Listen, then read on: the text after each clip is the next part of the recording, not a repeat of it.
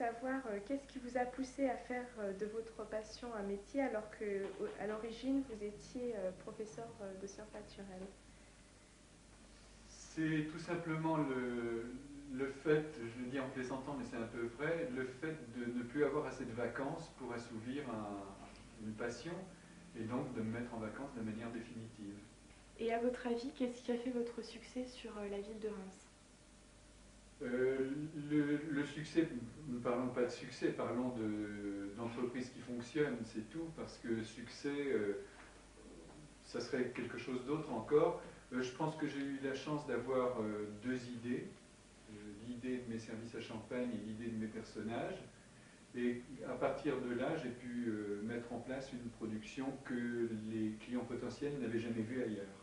Le travail a évolué, à la fois dans la production habituelle par une extension du choix des couleurs et en même temps par de nouvelles activités, pratiques de nouvelles techniques comme la décoration sur carreaux, la fabrication d'objets sur demande qui est de plus en plus d'importance dans l'atelier. Alors dans vos poteries, on retrouve souvent un petit personnage que vous avez appelé le Gudule. Donc comment l'avez-vous créé?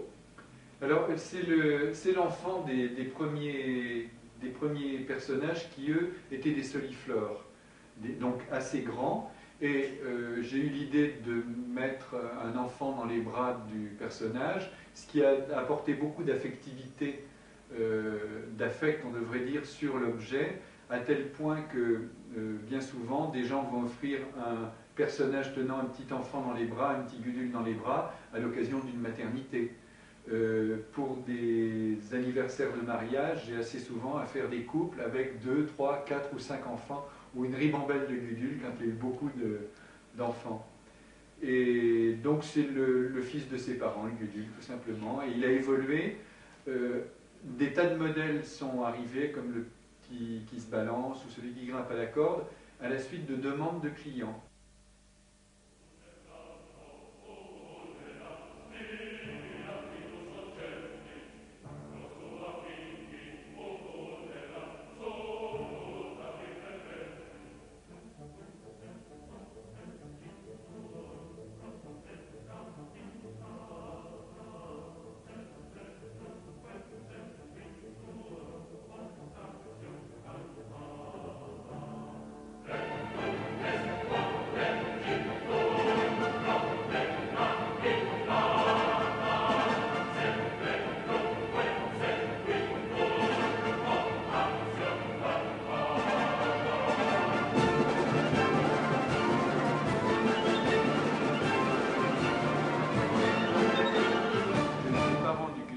Les soliflores se justifient parce qu'ils étaient soliflores.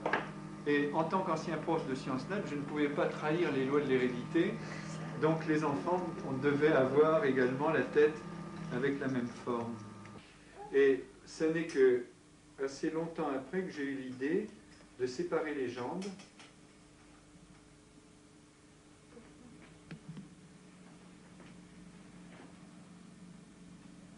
Alors là encore, c'est trop mou, hein, ça se fait un peu plus tard. Et à partir de là, ça m'a permis de leur donner tout un tas d'attitudes qu'ils ne pouvaient pas avoir autrement.